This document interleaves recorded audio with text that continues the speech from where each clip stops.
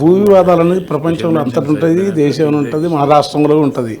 అయితే చిన్నదానికి చిన్న చిన్న విషయాల కోసం వచ్చే ఆర్థిక గుంటెడు భూమి కోసం కూడా కొట్లాడుకొని చంపుకునే పరిస్థితులు ఉంటే ముందే దీనికి సంబంధించి సమన్వయ సమితి లేవనేసి గ్రామాలలో రెవెన్యూ అధికారుల ద్వారా కానీ పోలీస్ వ్యవస్థ కానీ తర్వాత ఇప్పుడు ఎట్లా ప్రజా సంఘాలలో మేధావులలో కూడా కమిటీ గ్రామ స్థాయిలో ముందే ఈ వివాదాలను లోక్ అదాలత్లాగా ఎక్కడికక్కడ పరిష్కరించే కమిటీకి ఏమైనా అవకాశం ఉందో ఆలోచించండి.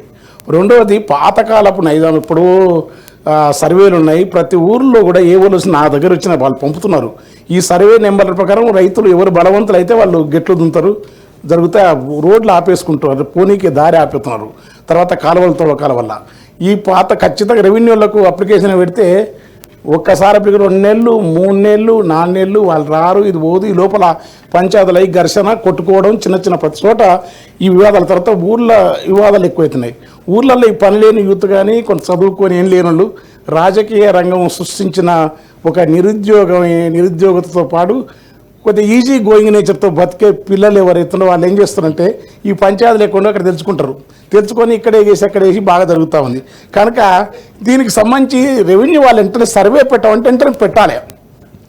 సర్వే చేయమంటే బాగా నిర్లక్ష్యం అని చెప్పలేదు, కానీ నేను బాగా జాప్యం చేయడం వల్ల ఆ ఎద్దులో వాడు ట్రాక్టర్ పోతుంటే ఆపుతారు, ఇది పోతుంటారు, ప్రతి ఊర్లో ఘర్షణలు ఇవి జరుగుతున్నాయి. ఈ పత్రికలో ఒక ఊర్లో మక్తల్ నాగరిక మహబూబ్నగర్ జిల్లాలో జరిగిన ఘటన అంతమంది ముంగల విజువల్గా తీస్తున్న తప్ప మనుషుల్లో క్రౌర్యం పెరుగుతూ ఉన్నది. కనుక చట్టసభలలో మనం ఉన్న బాధ్యులుగా ప్రజలకు కానీ ఇటు వీళ్ళకి కానీ భూ వివాదాలు పరిష్కారం కాకపోవచ్చు, ఎప్పటికీ అది చరిత్రలో కథలు అన్నీ జరిగినా కానీ ఖచ్చితంగా నాగరిక సమాజం అనేది అంతే ముందే జాగ్రత్త పడి ఆ గ్రామాలలో ఉన్న చైతన్యవంతులను కానీ ఆ గ్రామాలలో ఉన్న అధికార యంత్రాంగంలో బాధ్యత ఉన్న వాళ్ళు కానీ చాలా చోట్ల పోలీసులు కూడా ఏంటంటే మనం అది చెప్పడం కాదు కానీ ప్రతి సమస్యకు పరిష్కరించడం కోసం ఎదురు చూస్తుంటారు. మా దగ్గర ఈ సమస్య వచ్చింది ఏం కథ. ఈ కొద్దిగా అవినీతి అనేది మన వేళ్ళునకపోయింది వ్యవస్థలో. దానివల్ల దీన్ని కొంచెం జాగ్రత్తగా ఇది ఆలోచించాలని. మూడవది కానిస్టేబుల్స్ వాళ్ళంతా ధర్నా చేస్తున్నారు. 46 జీవో కాంగ్రెస్ ప్రభుత్వం వస్తే మేము ఆ జీవో ఎత్తేస్తామని చెప్పినారు, కానీ దాన్ని ఇప్పటివరకు ఎత్తేయలేదు. మాకు ఇట్లా ఉంది, మేము లోకలని వాళ్ళు తెలుస్తున్నారు, తిండి లేక వస్తున్నామని రకరకాల రూపంలో విజ్ఞప్తులు వస్తున్నాయి. అదొకటి ఆలోచించండి.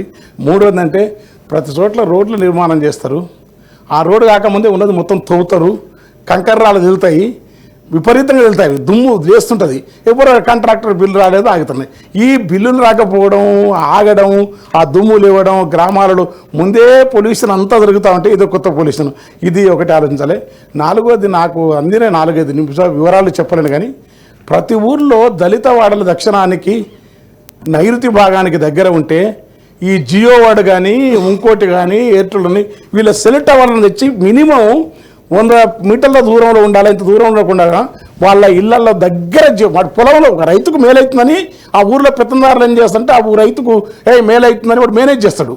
మేనేజ్ చేసి సర్పంచ్కి ఎత్తించి వాళ్ళకి బాగుంది, అట్లా చేసుకొని అతను బాగుపోవడం బాగాలేదు. కానీ ఆ పొలంలోనే కొంచెం చివరి కట్టచ్చు, కానీ దీనిపైన స్పష్టంగా సర్వే రేడియేషన్ వచ్చి తలలు వాసి నిద్రలు వస్తలేవని చెప్పి ముందే పేదరికంతో దైన్యంతో కాలుష్యంతో ఇవి ఉన్నాయి. వీటికి జియో టవర్లని మన మీద భూతంలాగా కూర్చున్నాయి. ఎందుకంటే ఎందుకంటే బిఎస్ఎన్ఎల్ టవర్ ఉంటే ఎంత బాగుండదు, అది ఇక్కడ సంబంధించిన కదా అని మాట్లాడను. కనుక ఈ టవర్లను కొంచెం ఖచ్చితంగా ప్రభుత్వం ద్వారా నేను విజ్ఞప్తి చేస్తుంటే లోకల్ ప్రజాప్రతినిధులు దీన్ని ప్రెషర్ చేసి ప్రజా నివాసాలకు దూరంగా పెట్టాలా. ఇదొకటి అగా నమస్తే. అదే ఒకవేళ వీలైతే పెట్టాలి. మూడోది ఒక్క హెచ్చరిక అయిపోతుంది, అంత టైం తీసుకోకూడదు. కల్తీ, విపరీతంగా కల్తీ సరుకు. మీరు సన్ఫ్లవర్ ఆయిల్ ఏడ పండనే ఉండదు. నేనైతే రాష్ట్రంలో ప్రతిరోజు రాత్రి తూర్పు అక్కడ వచ్చిన, ఇక్కడ తుంగతుర్తి, ఇక్కడ కర్ణాటక పోతా. ప్రతి వారంలో నేను దాదాపు 1000 కిలోమీటర్ల పైన జర్నీ చేస్తా. ఏడ సన్ఫ్లవర్ ఆయిల్ కనపడదు, సన్ఫ్లవర్ ఆయిల్ ప్యాకెట్లు వస్తుంటాయి. అసలు ప్రజలు ఎక్కడ ఏడు నుంచి వస్తావో ఏం కథలు. తర్వాత ఏరుశనగ నూనె పొడిలో ఎముకల పొడి కల్తీ, పాలు నూనెలో ఉన్న కల్తీ, పాలలో కల్తీ, ఎముకల పొడి కల్తీ, పండ్ల రసాలు అనుకుంటే విషయం తప్ప రసం లేదని వెనకటి నేను ఒక సినిమాలో రాసిన నారాయణమూర్తి గారు సినిమా. మొత్తం కల్తీ వస్తువుల మీద మాత్రం ఉక్కు పాదం మోపాల్సిన అవసరం ఉంది. వినియోగ ఉద్యమం రాకపోయినా ప్రజల ఆరోగ్యాలు పోయినాక ఈ కల్తీ ఎంత అయితే అంత సూపర్ స్పెషల్ హాస్పిటల్కు సూపర్గా ఉంటుంది వాళ్ళే ప్రజలు బాగుండాలి కాదు. తర్వాత విపరీతంగా కనుక ఈ కల్తీపై ఇట్లా జరిగి ఇన్నేళ్ళ నుంచి ఇప్పుడు పెద్ద పెద్ద అంటే ఉద్యమాలు భూములు పంచారు సామ్యవాళ్ళు గాంధీ చెప్పింది రాదు, అంబేద్కర్ చెప్పింది రాదు, ఇక నెహ్రూ సోదరులు లేదు పోని. కనీసం కల్తీ రాకపోతే వీళ్ళు ఎక్కడ పోయి ఆ కల్తీ వస్తువులు తిని కలర్ విపరీతంగా ప్యాకెట్లు మొత్తం కలరు. నీ ఓట్లో ఏ ఫంక్షన్ చూడు, ఫంక్షన్ల కారం పొడి, పసుపు పొడి, పాలు, నీ అన్నీ నీ వాటర్ బాటిల్ ఏం చూడు, బిస్లరీ బాటిల్ నెంబరు కిండి ఉంటుంది, ఆ సిల్వర్ టైం అనేది బాగుంటుంది. విపరీతంగా లోకల్ గ్రామాలకు వచ్చిన కల్తీ అసలు నీళ్ళలో మంచి అటు నీళ్లు పాడైనాయి, పాలు పాడైనాయి. ఆ ఊర్లో ఇదంతా ఈ కల్తీ మీద కూడా ఉక్కుపాదం మోపగలిగితే కొంతలో కొంత బాగుంటుంది అని చెప్తూ థ్యాంక్ యూ. Honourable minister. గౌరవ సభ్యులు చెప్పింది నోట్ చేసుకున్నాం అధ్యక్ష.